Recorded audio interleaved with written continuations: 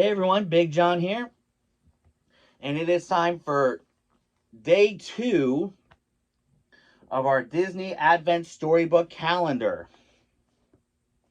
Now, all right, let's see what we got today. December 2nd, here is the envelope.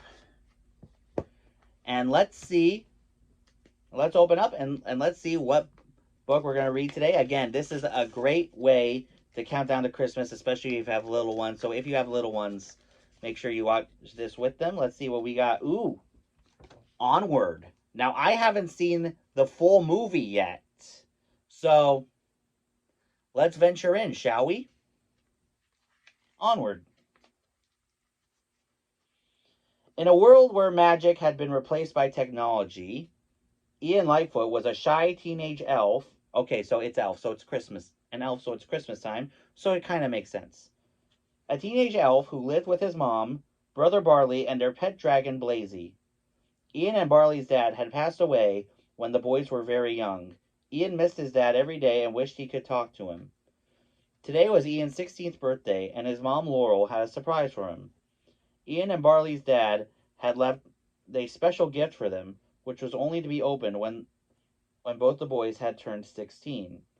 Inside was a real wizard staff, a rare phoenix gem, and a visitation spell that would allow Ian and Barley to bring back their dad for one day only. Up in Ian's bedroom, the brothers tried the spell. Suddenly, a beam of light shot out of the staff. Then their father's shoes and socks began to materialize, but Ian was struggling to hold the staff steady.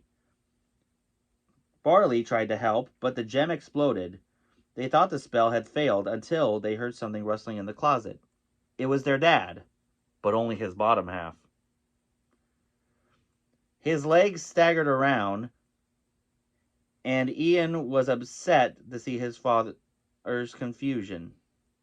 Barley tapped out a rhythm on Dad's shoes, just like he'd done as a child.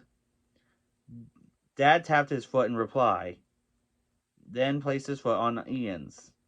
He knew his sons were with him.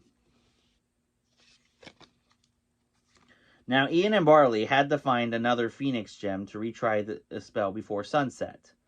But first, they had to get a map to help them.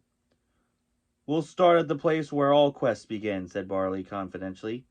The Manticore's Tavern. The Manticore was a legendary 1,000-year-old warrior. Ian had his doubts, but the 3 Lightfoot men piled into Guinevere, Barley's van, and drove off. Along the way, Ian used Dad's old clothes to make an upper body for Dad. When they arrived at the tavern, they found it was now a family-friendly restaurant hosting birthday parties and karaoke. And the Manticore, now known better as Corey, was no longer the fearsome beast spoken out about in legend. Barley asked Corey for the map, but she refused. Corey now believed quests were dangerous. Barley reminded Corey that she used to take risks and live for adventure, realizing she was living a lie.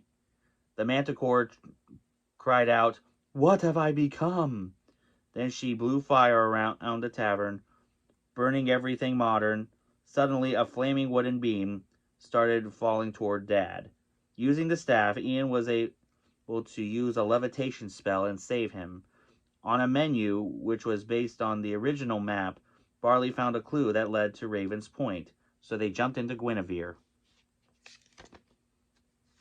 On the way, they needed to get gas.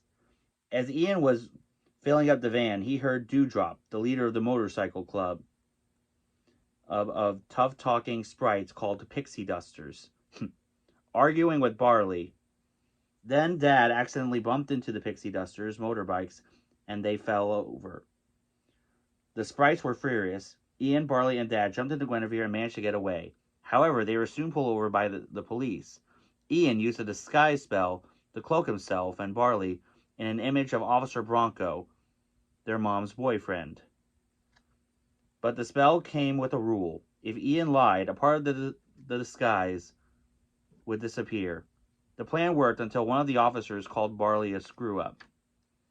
When Ian disagreed, one leg vanished. Barley knew Ian had lied.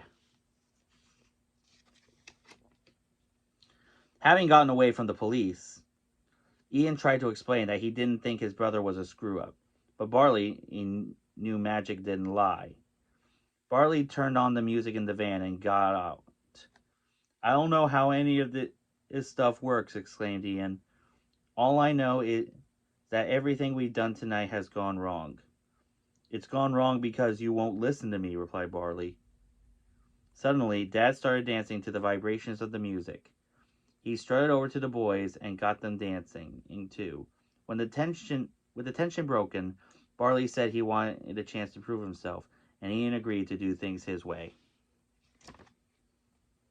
Meanwhile, worried about her sons, Laurel had been to the burning tavern where the Manticore told her about their quest. The tavern owner then remembered about the Phoenix Gem curse, which she'd forgotten to mention to Barley and Ian. The only thing that would help against the curse was her enchanted sword, the Curse Crusher. They raced to the pawn shop and managed to get the sword back in an inflated price from the greedy owner Grecklin. Back on the quest, Ian, Barley, and Dad had reached a statue of a raven. Barley realized that the clue wasn't leading them to Raven's Point. It was telling them to go where the raven was pointing. Sure enough, when they looked in the direction the statue pointed, they could see another raven in the distance. Ian was impressed. Maybe his brother had been right all along. Following the raven, where the ravens were pointing, they eventually came to a raven that stood near a river. There was a loose stone on the raven, which Barley pulled out. The strange symbol on the stone gave him an idea. We go to the end of the water and we'll find that Phoenix gem, said Barley. Ian, Barley, and Dad followed the river into a cave. Using magic, Ian made a raft from one of Barley's cheese puffs. The way life should be. He felt more confident that he would be able to perform the visitation spell again and finally meet his dad. At that moment, Barley shared a sad memory. When their dad was in the hospital, Barley was too scared to go into his room to say goodbye. Barley sighed. That's when I decided I was never going to be scared again. The river ended at the entrance to the final gauntlet. Barley said the Phoenix gem would be on the other side. They ran through the tunnel and entered a small chamber, which started to fill with water. The boys guided Dad to a portal opening. They climbed through the portal into the sunlight above, but they discovered that they were back in New Mushroomton, right where they started. No, that doesn't make any sense, exclaimed Barley. This has to be where the Phoenix gem is. I followed my gut. Ian was crushed.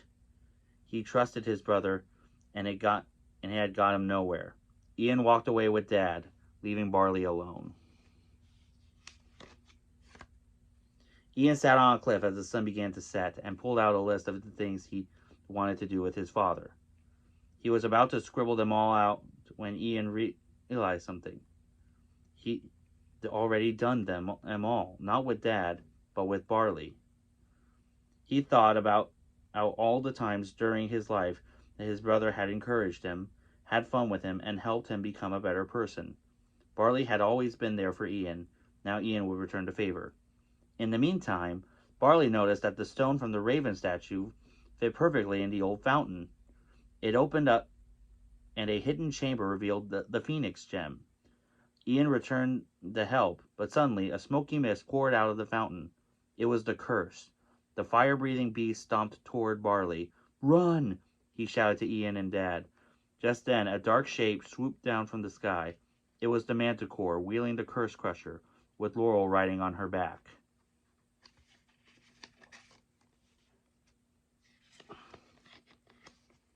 While Laurel and the Manticore battled the dragon, Ian put the Phoenix gem in place and cast a visitation spell. This caught the dragon's attention. Barley wanted to distract it so Ian could finally meet Dad.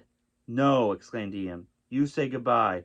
I had someone who looked out for me, someone who pushed me more than I ever thought I could. I never had a dad, but I always had you. Ian hit the dragon with a spell. As Laurel tossed the curse crusher to him, and he plunged it deep into the curse, the dragon exploded in a blinding flash. Suddenly, there was another burst of light. Ian saw Dad fully materializing in front of Barley.